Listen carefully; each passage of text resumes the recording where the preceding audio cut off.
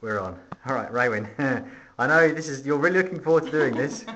So thank you for doing this, and I promise not to publish it on YouTube, but I might publish it somewhere else.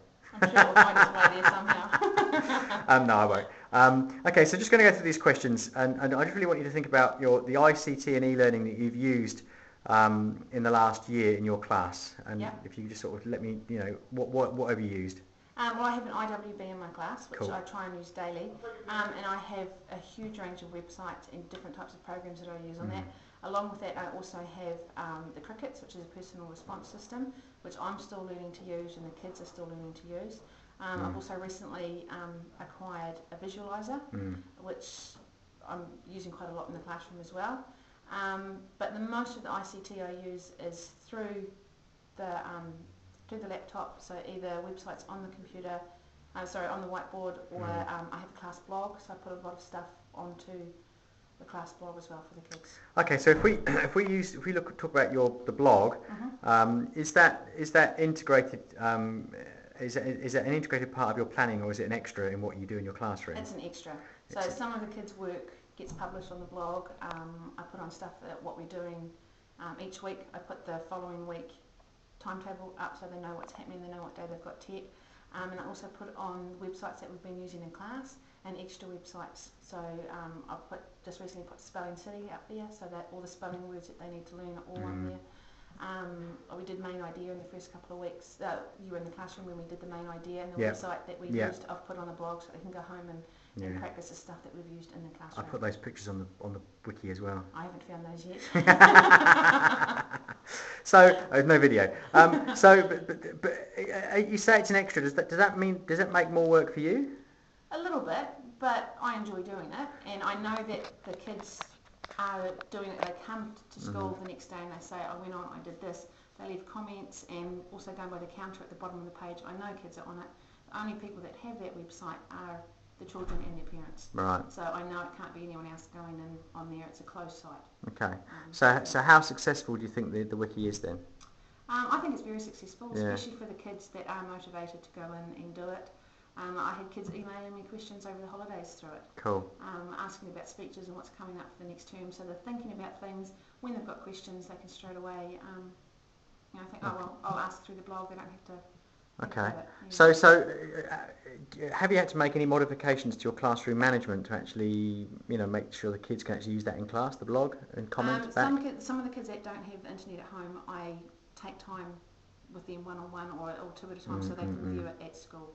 So yeah, it has changed a couple of things, but I think this year I've only probably got 5 kids that don't have access to the internet, so it hasn't been too difficult. Okay, so thinking about your IWB that you've got, what has the impact been upon student learning as a result of using that tool?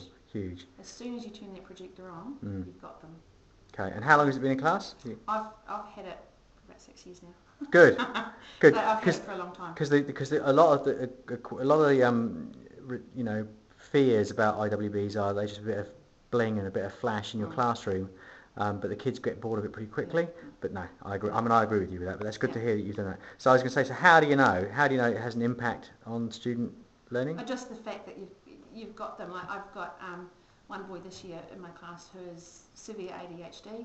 He'll be off in la la land doing whatever he wants. As soon as that projector on, you can see his eyes. He's on the board. He knows what he needs to do. He's itching to have a go, come up. So he's doing everything he needs to do to be able to come up and use the board.